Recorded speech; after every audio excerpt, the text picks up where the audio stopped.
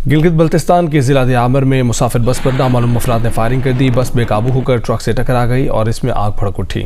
Firing और हादसे में 8 अफराद जान भाग और 16 जख्मी हुए। Now at least 8 people have been killed and 26 others injured after terrorists opened fire on a passenger bus in Pakistan occupied Kashmir. कि बसेस को निशाना बनाया जाता था दहशतगर्दों की जानिब से। अभी चलास में ये निशाना बनाया गया, 9 अफराद जहां बहक हो गए हैं। जहां बहक अफराद की नमाज जनाजा अदा कर दी गई है। गिलगित बाल्टिस्तान में एक बड़ा आतंकी हमला हुआ। एक बस पर दनादन गोलियां बरसाई गई। वहीं आपको बता दें, बाल्टिस्तान में शनिवार को एक रिपोर्ट के मुताबिक जो खबर आई है उसमें बाल्टिस्तान में शनिवार को एक यात्री बस पर आतंकियों ने गोलीबारी की। लेकिन गल है ना, पता है जब आप और मैं चीमा साहब बात कर रहे हैं तो एजेंसियां जिहड़ियां नहीं पता, जिहड़े हर शे टेप कर रहे हैं, जिहड़ी तुहाडी हर शे टेप कर रहे हैं नहीं पता, वो सुते पे ने। बात तो ये पता सबको है कि क्या हो रहा है, लेकिन क्या वजह है। फिर मैं कहता हूं कि मोदी जब बंदा पाकिस्तान आवे फिर गल पेंगे। मेरा मकसद ये होता है, मोदी साहब ने नेशनलिज्म दिया है भारत को। मुझे ये बताएगा कि आखिर ये कौन लोग हैं जो हम खराब करने की कोशिश कर रहे हैं और क्या वजह है कि वाकयात रुकने में नहीं आ रहे हैं या फिर इन दहशतगर्दों को मौका मिल रहा है इन पहाड़ों में छुपने का। वी आर नॉट पाकिस्तानी, यार पाकिस्तानी नहीं है हम। कि मैं इधर पढ़ रहा हूँ। क्यों इतना नाराज हैं, क्यों गिलगित के लोग इतना नाराज हैं कि वो कह रहे हैं we are not Pakistan. Gilgit में जो प्रोटेस्ट हो रहा है, आपको लगता है इसके अंदर कहीं कहीं पे भी थोड़ा सा भी इंडिया का कोई हाथ होगा? नहीं यार, देखो इंडिया का हाथ, देखो पता है एक बंदा जब कमजोरी की तरफ जा रहा हो ना, और उसका जो दुश्मन होता है ना, और वो हरीफ भी सख्त हो, सख्त इस सेंस में कह रहा हूँ कि वो बड़ा ऊपर जा रहे हैं, उसको हम डिस्कस नहीं करते, ठीक है, उनको हम डिस्कस नहीं करते, लेकिन वो बड़ा ऊपर जा रहे हैं। ऊपर जाने वाली चीज को डिस्कस करना, मैं कहना मोदी टाइप बंदा को आवे, मेरा मकसद है नेशनलिस्ट आवे को बंदा। मोदी साहब ने नेशनलिज्म दिया है भारत को। जय हिंद दोस्तों, गुलाम कश्मीर गिलगित बाल्टिस्तान, आप लोगों ने नाम सुना होगा। आए दिन यहाँ पे मांग उठती रहती है कि हमें भारत से मिलना है। लद्दाख साइड वाला इलाका पाकिस्तान में जो लगता है, तो वहाँ पे भाई गुलाम कश्मीर में गिलगित बाल्टिस्तान के लोग बागी हो गए और उन्होंने एक पर्यटक बस पे जोरदार फायरिंग कर दी, अंधाधुंध फायरिंग कर दी।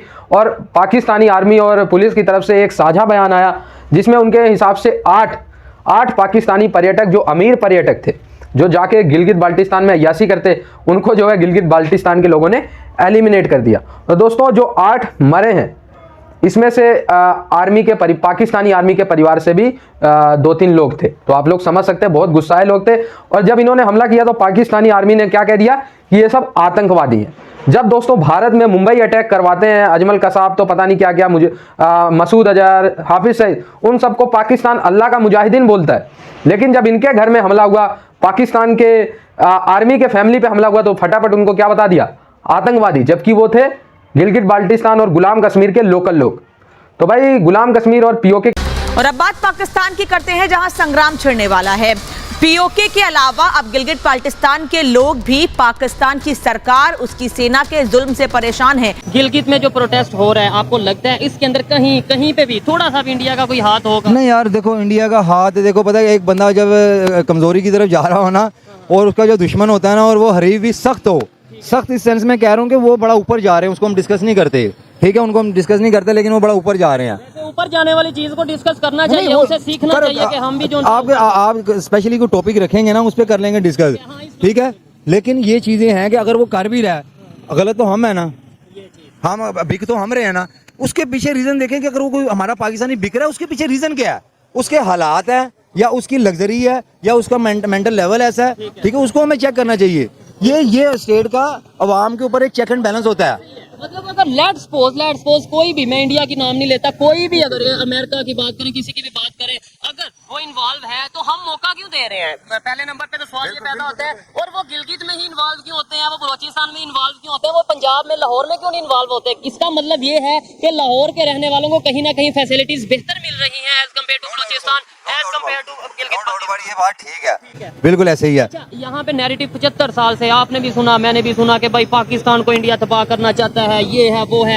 आज इस बुरी कंडीशन में हम मौजूद हैं, वो तबाही किसने की? और दूसरे नंबर पे अगर इंडिया ने अटैक करना होता, इससे बेहतर कोई टाइम था इंडिया के लिए? नहीं, देखिए पता क्या बात है, इंडिया अटैक हम पे नहीं कर सकता बहुत सारी चीजों की वजह से, ठीक है। हम एटमी ताकत है अल्हम्दुलिल्लाह, हमारी पाक आर्मी जो है उनका एक नाम है यार दुनिया में, ऐसा नहीं है। ये हमारी इंटरनल लड़ाई है, इसको हम खुद खत्म कर सकते हैं। पाक आर्मी का नाम है, नो डाउट नाम है, पाक आर्मी नाम तो है, लेकिन जैसे वो आजकल पब्लिक के साथ एंगेज है, आजकल वो लोगों को पाकिस्तान के अंदर दहशतगर्द, मैं उस एक आइडियोलॉजी को मैं कहता हूं। मैं ये नहीं कहता कि मोदी साहब आके पाकिस्तान उन्होंने केड़ी लोड़े आके अपनी जेब की डाल रहे थे, मैं नहीं कह रहा है। मैं तो कहता हूं कि मोदी साहब जो कोई ऐसा बंदा है जो यहाँ पे नेशनलिज्म दे यार। बात तो सही है तार साहब, नेशनलिज्म की बातें तो सारे करते हैं, 14 अगस्त 23 मार्च, और हर कोई कहता है कि हमने बड़ी मोटरसाइकिल झंडा ला लेने नाल तुसी ना करो कि तुसी पाकिस्तानी बने, दिस इज रॉन्ग फिलॉसफी। नहीं, वो जरदारीज और भुट्टोस कहते हैं हमने कुर्बानियां दी हैं, नवाज शरीफ कहते हैं मैं मुल्क के लिए उन्होंने कुर्बानी बकरे की दी होगी, वो और कुर्बानी नहीं दी। इससे अलावा मैं नहीं मानता उन्होंने कुर्बानी दी। कुर्बानी के बदले उन्होंने जो लुट पाई है वो उसका क्या करेंगे आप? जी अन्नी पाई ने जिन्नियां शुगर मिले हैं जरदारी साहब की, सिंध की सारी शुगर मिले जरदारी साहब की, बल्कि उनको गिफ्ट किया गया था, उनको गिफ्ट किया गया था कि आप अपनी शुगर पहले एक्सपोर्ट कर लें फिर बाद में इंपोर्ट करते हैं।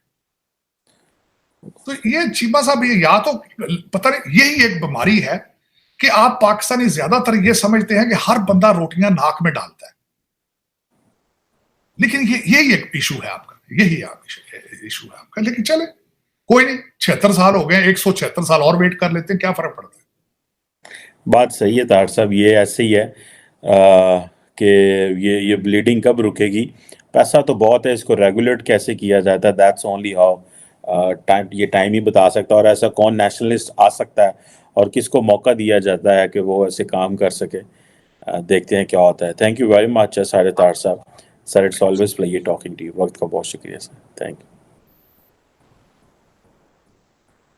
और इस कंडीशन को देखते हुए गिलगित बल्तिस्तान में भी प्रोटेस्ट किया जा रहा है और बहुत बड़ी तादाद में लोग उस प्रोटेस्ट में शामिल हुए हैं, जो कि पाकिस्तान गवर्नमेंट और पाकिस्तान के अदारों एस्टेब्लिशमेंट के अगेंस्ट वो प्रोटेस्ट किया गया है। क्या कहना चाहेंगे, गिलगित के लोग क्यों प्रोटेस्ट कर रहे हैं? मैं पता के बाद आपका टॉपिक आज बड़ा अच्छा है कि बात ये है कि हमारा जो अगर आप गिलगित बल्तिस्तान की सिर्फ बात कर रहे हैं ना, मैं एज ए पाकिस्तानी किसी पार्टी को नहीं वो सपोर्ट करके ये बात कर रहा। एज ए पाकिस्तानी मेरा राइट है कि मैं जो जिस तरह की ज़िंदगी यहाँ पे गुजार रहा हूँ उसको मैं बता सकूँ, ठीक है।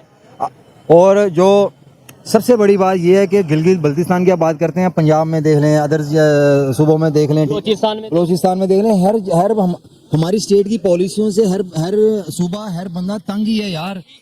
ऐसी क्या वजह है कि मतलब हमारी स्टेट की पॉलिसी, ये बात मुझे आपको समझ आ रही है, हमारे अदारों को गवर्नमेंट को क्यों नहीं समझ आ रही? और सेकेंडली, जैसे इमरान खान साहब ने रिसेंटली बोला है कि आपने फिर यानी अदारों को बोला है कि 1971 जैसा माहौल बनाया हुआ है, अल्लाह ना करे फिर से कोई बांग्लादेश अलहदा हो, तो क्या जैसे गिलगित बल्तिस्तान में प्रोटेस्ट होता नजर आ रहा है, अल्लाह ना करे कोई फिर 1971 जैसी कंडीशन बन जाए? देखिए अल्लाह ना करे कि ऐसे बने, लेकिन मैं एक बात करूँगा, जो सिनेरियो बना हुआ है ना, अल्लाह रहम फरमाए कि हम सब इकट्ठे ही रहे, वरना देखें ना स्टेट ने करना होता है। सबसे पहले बाद में एक आपके चैनल के तवज्जो से करना चाहूँगा कि हमारी स्टेट जो है ना, जो अदारे हमारे, वो एज ए पाकिस्तानी मैं उनको ऐसे सोचता हूँ कि हमारी रिस्पेक्ट, हमारी डिग्निटी है यार, ठीक है। तामीराती चीज़ें चलती रहनी चाहिए, ठीक है। हमारे साथ आप हैं, आपके साथ हम हैं, हमारा इंटरनेशनल लेवल के ऊपर आपके बगैर हम अधूरे हैं, और डोमेस्टिक लेवल पे भी आपके बगैर अधूरे हैं, ठीक है। हमारी तनकीद ना समझे, हमारी बात को तनकीद ना समझे, हमारा दुख समझें कि हमारा दुख क्या है, कि हम पाकिस्तानी, हम भी एक अच्छी सांसें गुजारना चाहते हैं, अपनी जिंदगी को लीगल तरीके से गुजारना चाहते हैं, क्रिटिसिज्म करना चाहते हैं, जिसका फायदा हो। जो आपकी जिम्मेदारी है वो आप पूरी करें, यकीन करें जो हमारी जिम्मेदारी है हम आज भी कर रहे हैं और नेक्स्ट भी ईमानदारी से करेंगे। जो लोग ये कहते हैं कि इदारों की रिस्पेक्ट की जाए, ये कीजिए, नो डाउट की जाए 100%, लेकिन इदारों को भी चाहिए पब्लिक की रिस्पेक्ट। तो दोस्तों आप लोग देख सकते हैं कैसे गुलाम कश्मीर के लोग तड़फड़ा रहे हैं इस समय भारत में मिलने के लिए।